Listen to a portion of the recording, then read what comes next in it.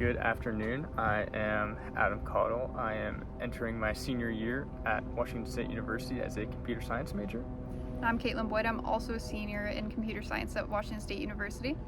And we're here to talk about our internship. So right now we are both Envoy interns. So Viceroy Envoy, it's the second year program of the internship at Keyport, the Naval Undersea Warfare Center. It's a really interesting program. So we both started off as CISR students at WSU's Cybersecurity Education and Research program. That's kind of how I got introduced to everything. And then we both, one of the internships that they promote in that program is Maven. So the Maven internship is the first year of the program we're in. Right now we're just finishing up our second year. And that's kind of how the pipeline works. It's all through Viceroy, which is an institution meant to sort of be a pipeline for cyber individuals, aspiring cybersecurity professionals to get into the workforce through the Department of Defense. So really in the government is where it's focused. It's a pretty interesting internship. We are currently working on two projects, a data engine for honeypots as well as an AI obsolescence project. Do you want to talk about the data engine?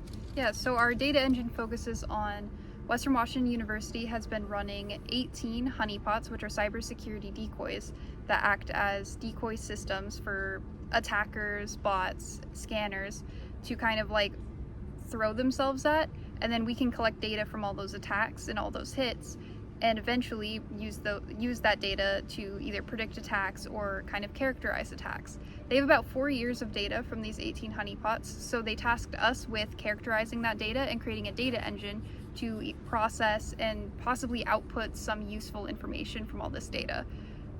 So far we've gotten as far as we've completed the data engine and we are running it for the last month of data because there's 1 million hits per 24 hours. And we are working on projection algorithms and working to see if there's any machine learning algorithms we could possibly use. And then I'll throw it back to Adam to talk about our other project, the AI obsolescence tool. Yeah, so this tool that we're working on is pretty interesting. It's sort of a proof of concept for the lab we're doing it for. And essentially what it boils down to is a reverse engineering tool using machine learning. Utilizes computer vision, which is how computers see and process images, and then uses machine learning algorithms to make predictions for that. With the idea being we can make a tool that drastically improves the efficiency of reverse engineering PCB printed circuit boards that the lab needs to reverse engineer. They need to figure out what it does. The experience at this internship, I would say, has been very, very, very cool. It's multidisciplinary, so we have people in all sorts of different fields that we're working with. Our team specifically has, we have an electrical engineer and 3 computer scientists working together, which has come in handy for the AI obsolescence tool as it works with a lot of hardware that we weren't familiar with to begin with, but now we are. It has also been interesting to see how different all the organizations we work with work, because we are working with a university organization as well as with a private organization, the Griffiths Institute, who runs Viceroy, and we're working with the Naval Undersea Warfare Center. So kind of bridging the gaps between all of their processes and policies, trying to create different tools that'll work between them has been really interesting. Yeah, I'd agree. The experience has opened a lot of doors, I would say, professionally, developing your skills, making connections, networking, having mentors. It's been really cool. I would recommend people try to get an internship like this. In regards to that, getting the internship, I would say, is very similar to how you would get really any internship. Developing your resume, being passionate about what you do, that passion leading to you creating projects, right? Having fun, learning, and being your authentic self, right? Having those soft skills to be, comfortable in your own skin and able to admit when you're wrong, able to learn and develop yourself, as well as just take a genuine interest in the area of study.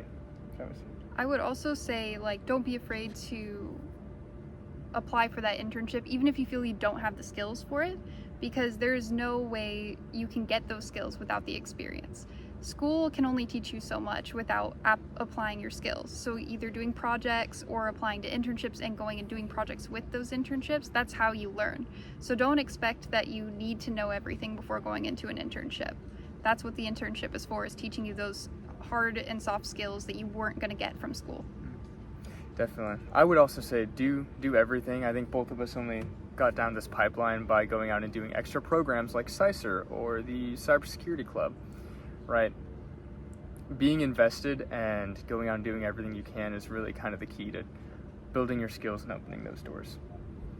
But yeah, as a whole, it's been an incredible experience that has developed, at least personally, my soft skills, my technical skills have also seen development, and how to act and really integrate within a professional environment. I totally agree with that. Thank you.